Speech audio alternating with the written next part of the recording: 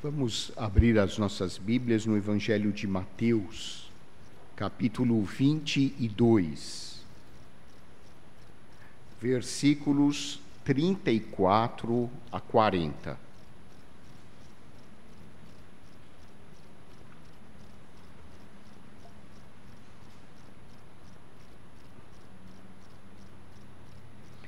Diz assim a palavra de Deus: Entretanto, os fariseus, sabendo que ele fizera calar os saduceus, reuniram-se em conselho. E um deles, intérprete da lei, experimentando-o, lhe perguntou: Mestre, qual é o grande mandamento na lei?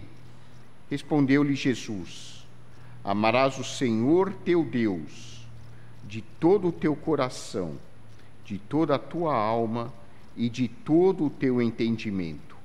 Este é o grande e primeiro mandamento. O segundo, semelhante a este, é: amarás o teu próximo como a ti mesmo. Destes dois mandamentos dependem toda a lei e os profetas. Oremos. Santo Deus, nosso Pai, nós te agradecemos pela tua palavra e pedimos que o teu Santo Espírito nos ilumine para que nós possamos compreender a tua vontade e aplicá-la em nossas vidas. Nós te pedimos agradecidos, em nome de nosso Senhor e Salvador Jesus Cristo. Amém. Disse Vinícius de Moraes: amai, porque nada melhor para a saúde que um amor correspondido. De acordo com Bárbara Falcão, psicóloga do Hospital São Lucas, Copacabana, diversos estudos nos campos da psicologia e da psiquiatria têm demonstrado que a existência de afeto, empatia, diálogo e suporte social influencia não apenas a melhoria da qualidade de vida de pessoas doentes, como também a adesão a tratamentos e a promoção do bem-estar subjetivo emocional em pacientes. Quando as pessoas se sentem amadas, elas se recuperam muito mais rapidamente dos seus problemas de saúde, de uma forma geral. Em seu livro Medicina, Religião e Saúde, o encontro da ciência e da espiritualidade, o Dr. Harold Koenig descreve como a espiritualidade influencia positivamente os vários aspectos da nossa saúde. E é importante lembrar que o amor é um componente central da nossa espiritualidade. As pessoas que amam e se sentem amadas adotam comportamentos mais positivos em sua vida, como a aderência a uma alimentação saudável, a prática de exercícios físicos, a adesão a trabalhos voluntários, a filantropia. As pessoas que se sentem amadas e que amam se consideram mais úteis para a sociedade e se engajam mais ativamente em projetos sociais. E, ao mesmo tempo, as pessoas que se sentem amadas e que amam evitam comportamentos que são prejudiciais à saúde, como vícios, como fazer mal às outras pessoas, falar mal das outras pessoas. Em geral, as pessoas que fazem mal umas às outras, ou as pessoas que falam mal umas das outras, antes de qualquer coisa, o que elas precisam se sentirem mais amadas. Porque quando uma pessoa se sente verdadeiramente amada e consegue, então, amar aos outros, ela não vai ter comportamentos negativos desse tipo. Então, quando as pessoas fazem mal umas às outras, é porque, no fundo, elas não se sentem verdadeiramente amadas. Você só pode dar aquilo que você tem. E você só tem aquilo que você recebeu. Então, com relação ao amor, é a mesma coisa. Só pode amar quem recebe amor, quem se sente amado. Por isso que a Bíblia diz que nós amamos porque Deus nos amou primeiro. Nós lemos isso há alguns minutos aqui no culto, na primeira carta de João, lá no capítulo 4, versículo 19, nós amamos porque Deus nos amou primeiro. Isso é uma regra geral para tudo na vida, mas especialmente para o amor. Você só consegue amar se você se sente amado. Você só se sente amado se você recebeu o amor. Então, hoje nós vemos no meio da sociedade tanta violência, assassinatos, injustiças, fraudes, pessoas fraudando, tentando entrar nas contas dos bancos, tentando invadir celular. Qual é o problema que está por baixo disso tudo? Por baixo de todo esse problema social? A gente responde de pronto: essas pessoas não amam. É verdade, mas isso não é o problema central. Isso é a consequência. Elas de fato não amam. Claro, quem ama não vai fazer o mal contra o semelhante. A questão é por que elas não amam. Elas não amam porque elas não se sentem amadas. E por que elas não se sentem amadas? Elas não se sentem amadas porque elas também não receberam amor. Então isso é um círculo vicioso.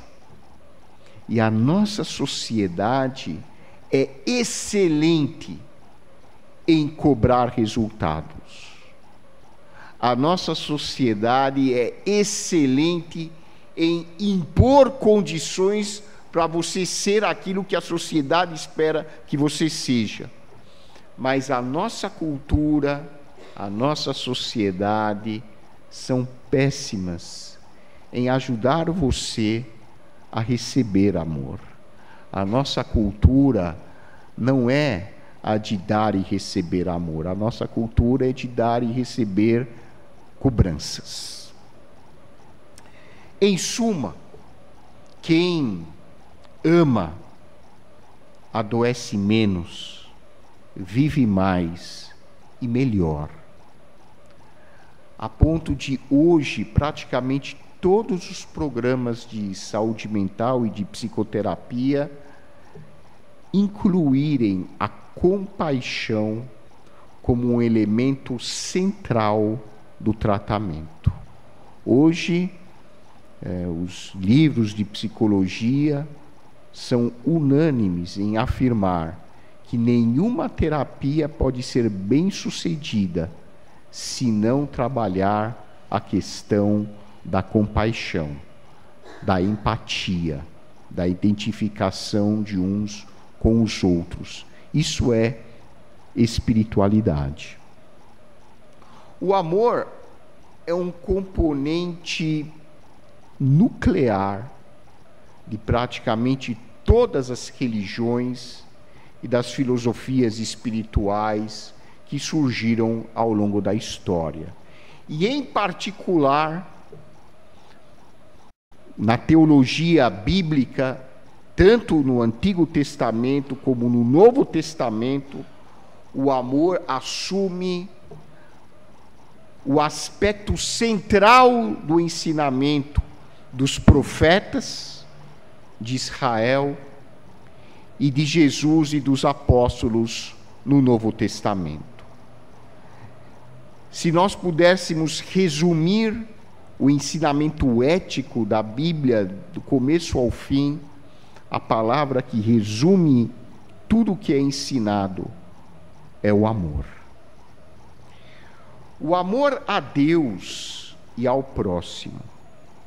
E a transformação do ser humano a partir deste amor constituem os fundamentos da teologia bíblica, constituem os fundamentos da tradição judaico-cristã.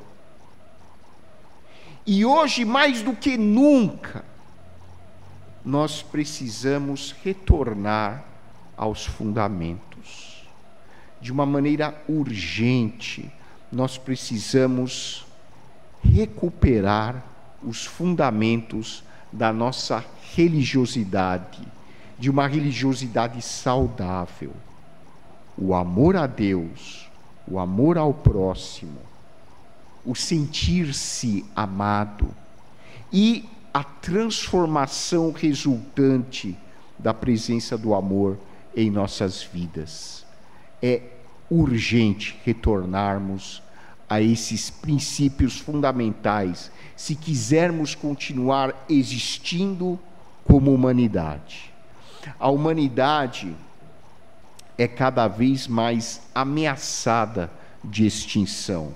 Nós vemos hoje líderes globais de potências agindo de maneira totalmente irresponsável, praticando cenas de barbárie, crimes hediondos contra pessoas indefesas. Muitas vezes até usando a religião como pretexto para exercer a violência contra as pessoas. Hoje nós ligamos a televisão e assistimos a coisas que poderiam fazer parte de um filme de ficção científica, de terror. E o pior é que nós sabemos que não é ficção. Essas barbaridades estão acontecendo hoje. Eu não vou perder tempo mencionando nomes, porque isso só gera polêmica, gera controvérsia, e não é o nosso objetivo aqui, numa igreja, gerar esse tipo de polêmica. A realidade, todos sabem, estamos assistindo a conflitos armados, a guerras, a cenas terríveis de crianças, de mulheres morrendo, até na fila para conseguir alimento. E isso é feito diante de todos. Estamos na era da internet. Você faz alguma coisa aqui, daqui a 5 minutos, uma pessoa do outro lado do planeta já viu o que você fez. As coisas caminham numa velocidade indescritível. E antigamente nós imaginávamos, quando o mundo tiver consciência daquilo que está acontecendo, vai colocar um ponto final. Afinal de contas, nós somos um mundo civilizado, nós já chegamos à Lua, nós já conhecemos física quântica, um monte de coisas, nós já sabemos que os antigos primitivos não sabiam. Mas isso não acontece. O mundo hoje tem consciência do que está acontecendo. As pessoas estão vendo as injustiças terríveis, as cenas de violência, de guerra, de conflito, e do ponto de vista concreto, absolutamente nada é feito.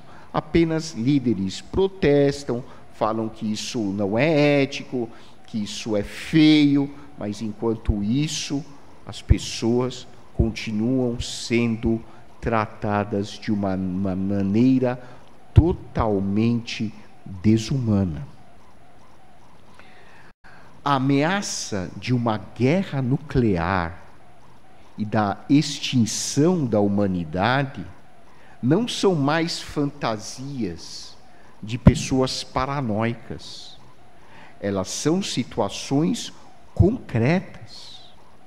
Há alguns dias, o líder de uma grande potência novamente deu o seu recado de que, se ele se sentisse ameaçado e, consequentemente, a sua nação se sentisse ameaçada, o mundo poderia ser alvo de uma guerra nuclear. Gente, essa é a nossa realidade hoje.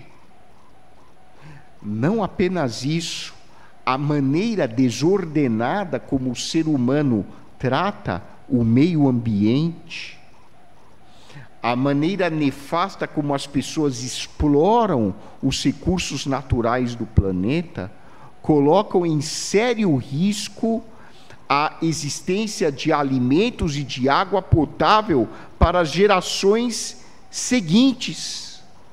Quando eu falo gerações seguintes, eu não estou me referindo para daqui a 1000 anos, eu estou me referindo para daqui a 50 anos, daqui a 100 anos.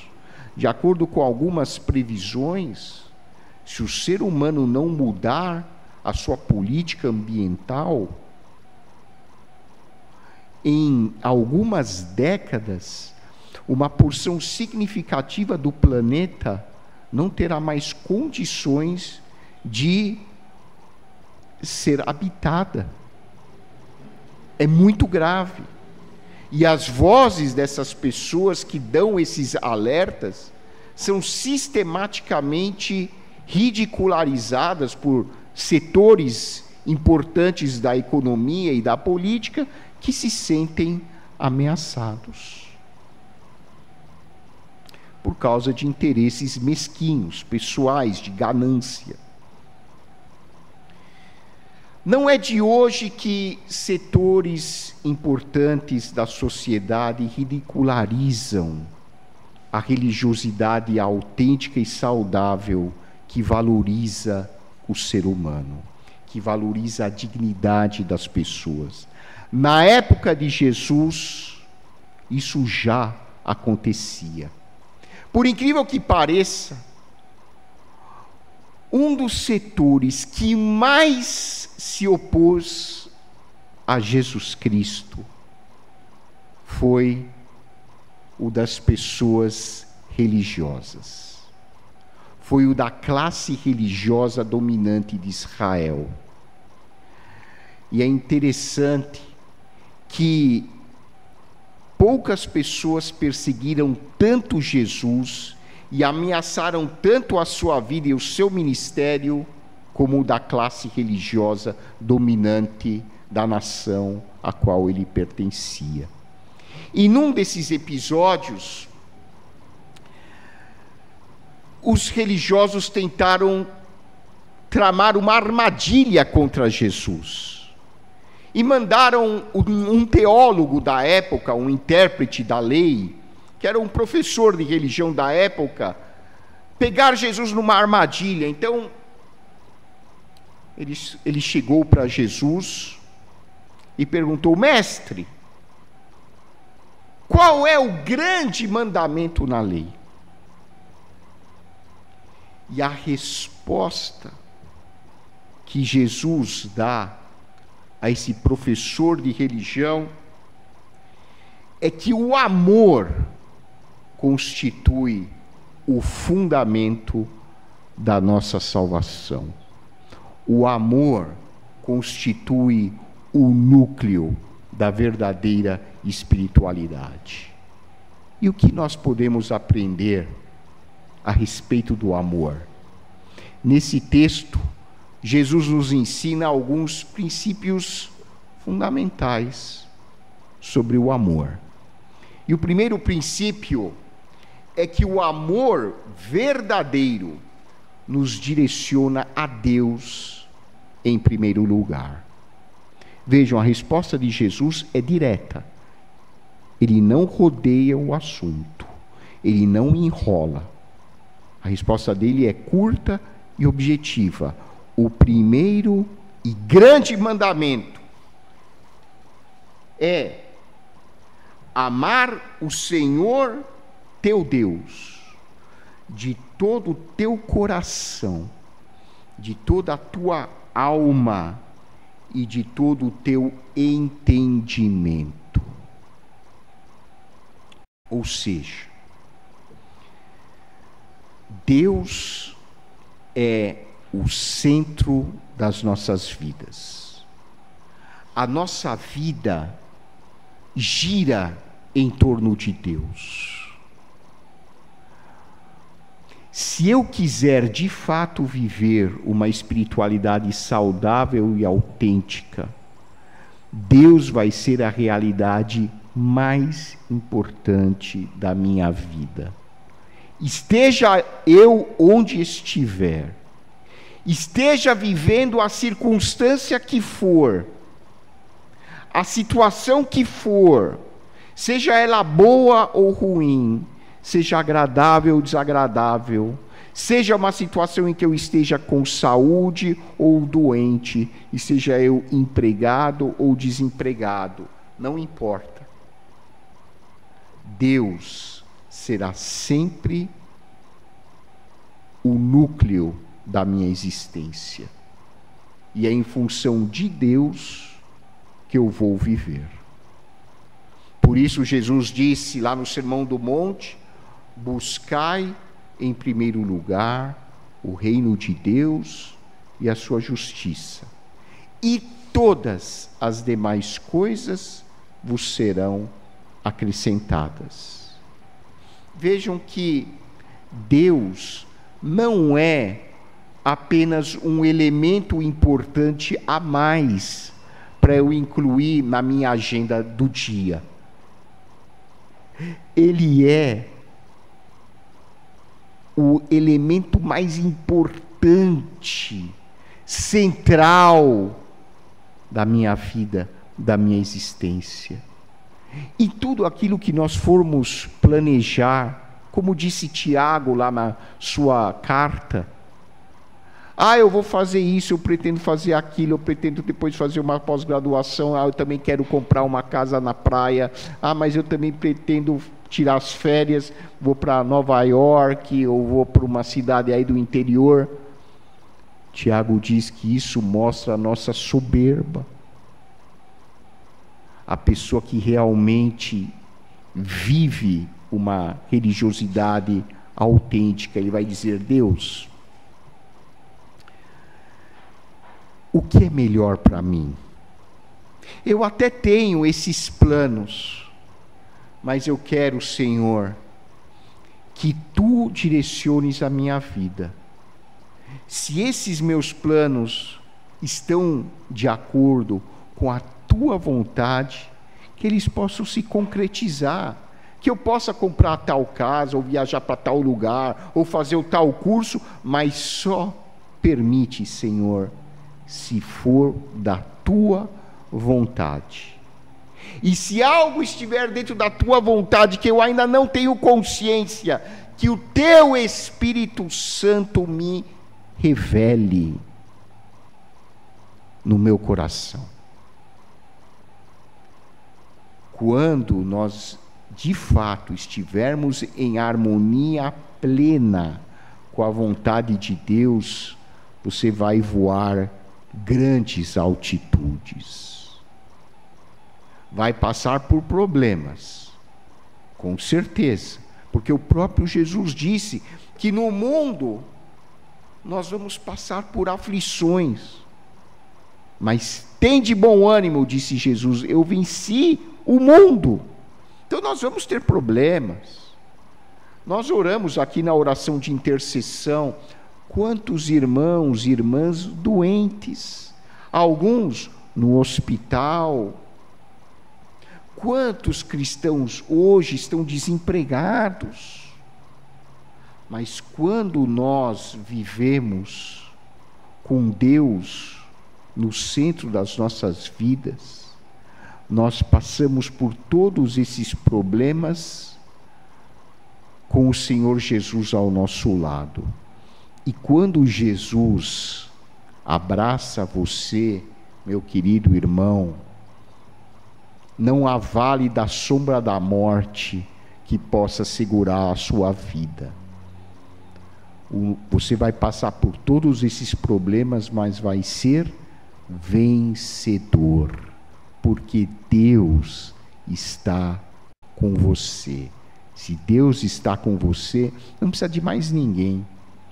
Se Deus é por nós, como disse Paulo em Romanos, quem será contra nós? Se Deus não poupou o seu próprio Filho, Jesus, a ponto de enviá-lo para morrer na cruz pelos nossos pecados, Ele ofereceu o que Ele tinha de melhor para nos ajudar.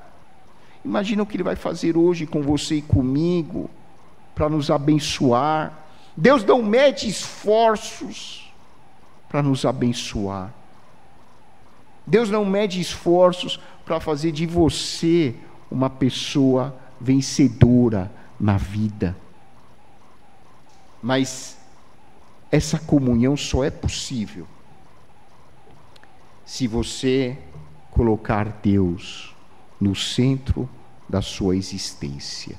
Esse foi, para Jesus, o ensinamento número 1 para aquele professor de religião que lhe perguntara: mestre, qual é o grande mandamento na lei?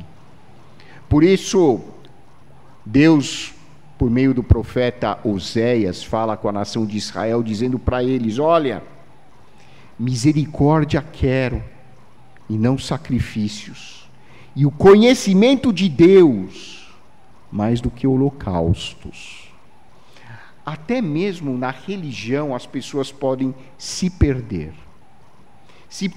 nos detalhes secundários e esquecer o essencial. E por isso Deus relembra por meio de Oséias o que é essencial. O que é essencial? É o amor, é a misericórdia e o conhecimento de Deus. Para nós conhecermos a Deus, precisamos amá-lo, porque a fé exige relacionamento, e o verdadeiro amor só pode brotar diante de um relacionamento. Como é que nós começamos a nossa mensagem hoje? Vocês se lembram? Só pode dar amor quem se sente amado, e só pode se sentir amado quem recebeu amor. Isso é o quê? Relacionamento. Não existe amor sem relacionamento. E eu só me sinto amado se eu tiver consciência de que Deus me ama. Eu me sinto amado quando eu vejo aquilo que Deus fez por mim e continua fazendo por mim. Ele enviou Jesus para me salvar. Essa foi a maior dádiva do amor de Deus.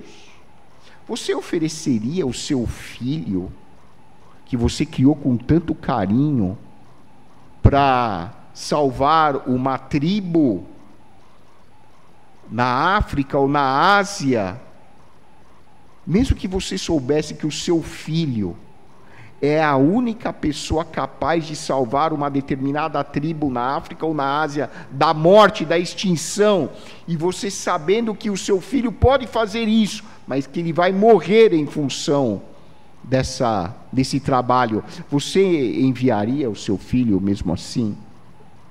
Eu creio que nenhum de nós faria isso. Mas Deus nos amou de tal maneira que Ele ofereceu o seu Filho Jesus para nos salvar. Por isso, quando eu olho para Jesus, eu me sinto amado por Deus.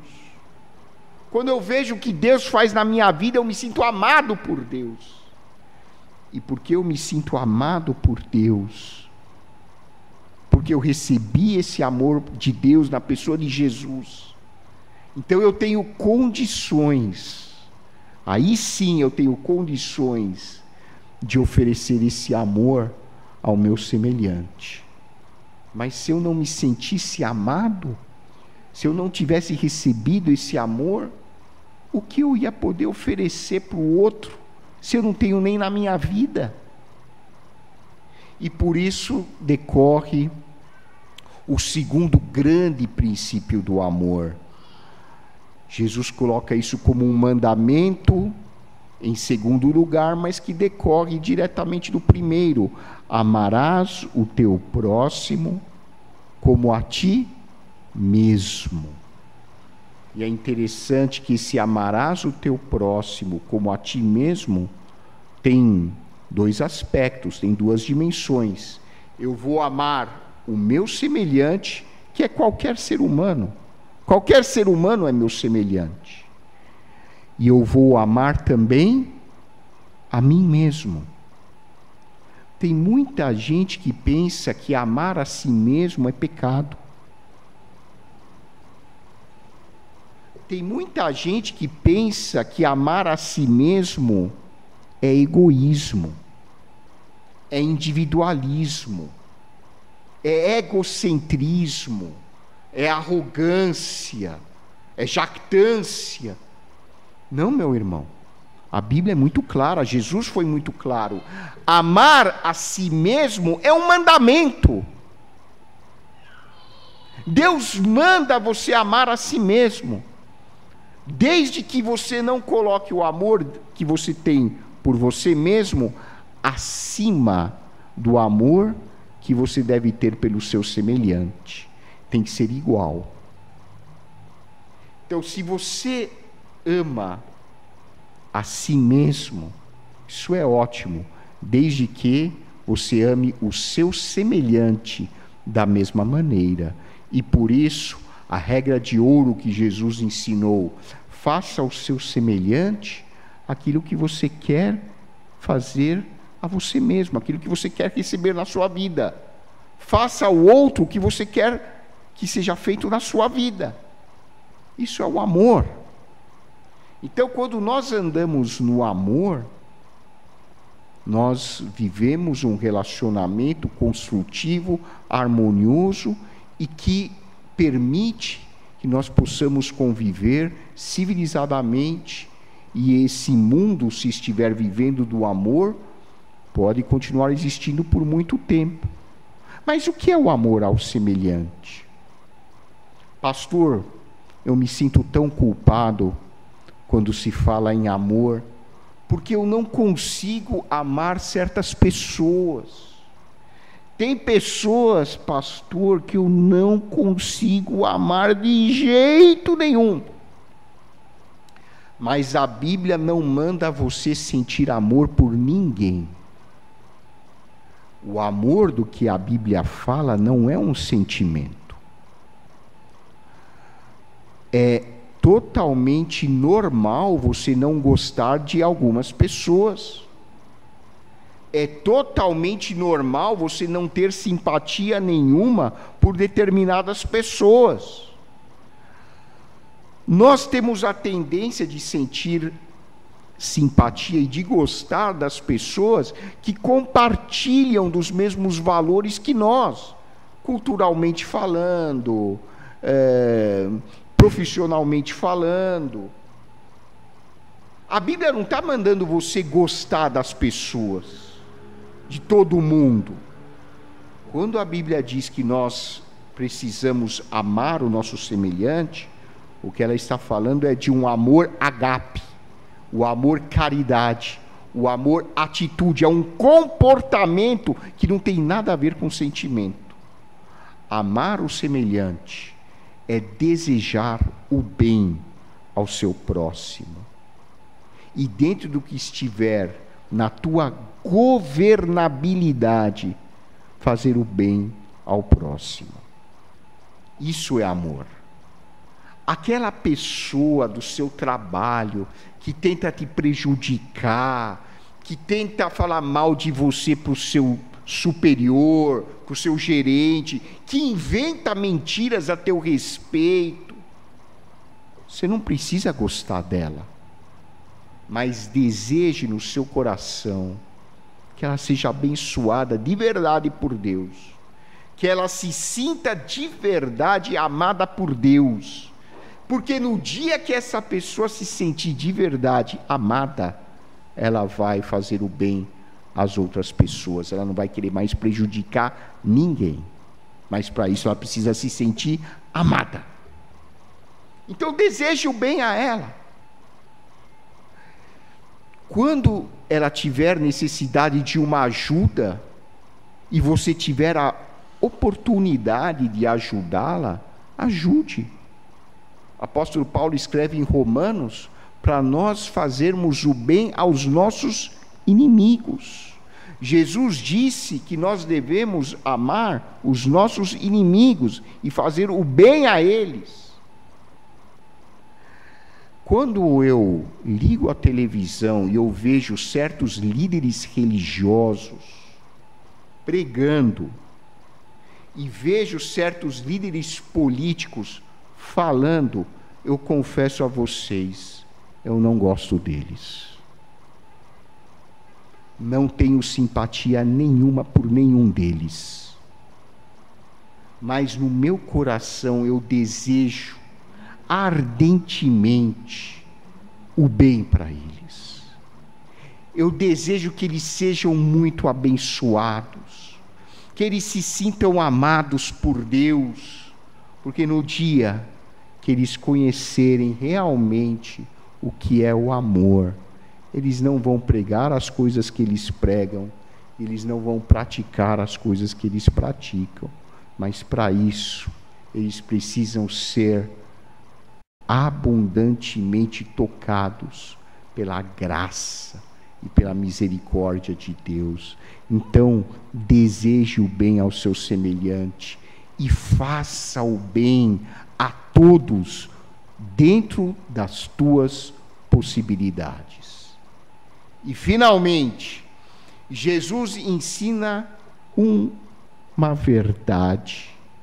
É uma frase muito curta que eu acho que deveria ser ensinada muito mais intensamente nos cursos de teologia, nos seminários, nas escolas dominicais, nas igrejas. É uma frase que Jesus ensinou e que as pessoas esqueceram. É o terceiro princípio do amor. O verdadeiro amor é a chave para nós entendermos a Bíblia. Jesus disse: destes dois mandamentos, o amor a Deus e o amor ao próximo, dependem toda a lei e os profetas. O que Jesus está dizendo, em outras palavras, se você quiser entender a Bíblia, se você quiser interpretar a Bíblia corretamente, use o princípio do amor. Principalmente do amor que nós vemos evidenciado na vida de Jesus. Então, quando você pegar qualquer texto da Bíblia, seja do Antigo Testamento ou do Novo Testamento, e você quiser saber qual é a verdadeira interpretação, submeta esse texto ao que Jesus ensina sobre o amor. Se esse texto ensinar alguma coisa que vai contra o amor que Jesus ensinou, é porque não é a interpretação correta. Um grande teólogo da atualidade, o Dr. Roger Olson, recentemente fez um comentário sobre um texto do livro de Josué, em que Deus ordena, aparentemente, Deus ordena o genocídio. Está lá no livro de Josué.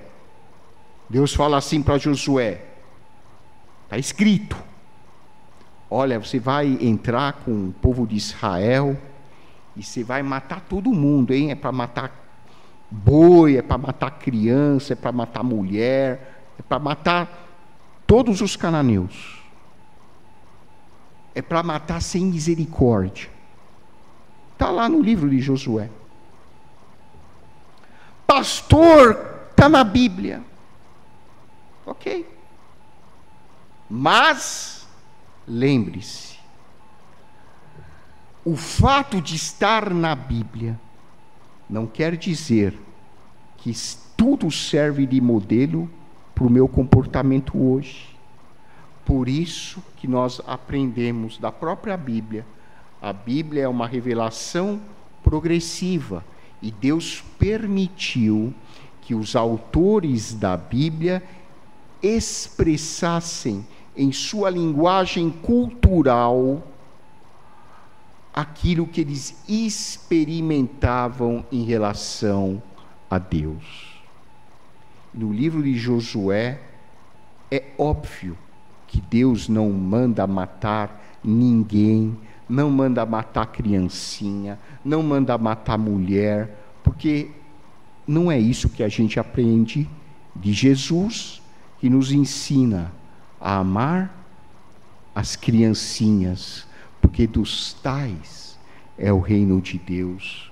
Jesus nos ensina a amar os nossos inimigos, a orar pelos nossos inimigos. Jesus nos ensina que se alguém me ferir um lado do rosto, para eu não revidar, porque a vingança pertence exclusivamente a Deus. Ele é o autor da justiça. Não é justiça com as próprias mãos que vai nos salvar, nos tornar mais civilizados. Então, tudo que eu leio na Bíblia, para eu interpretar corretamente, eu vou partir para o princípio do amor, da caridade. Eu vou olhar para Jesus e ver o que Jesus ensinou. Se estiver de acordo com o que Jesus ensinou, maravilha. Se não estiver de acordo com o que Jesus ensinou, pelo amor de Deus, deixe de lado. Que nós possamos, meus irmãos, nesse mundo tenebroso em que nós estamos vivendo, um mundo que caminha a cada dia em direção ao abismo, devido a uma cultura materialista, devido a uma sociedade que simplesmente se afastou dos elementos mais fundamentais da religiosidade e da espiritualidade saudáveis, que é o amor.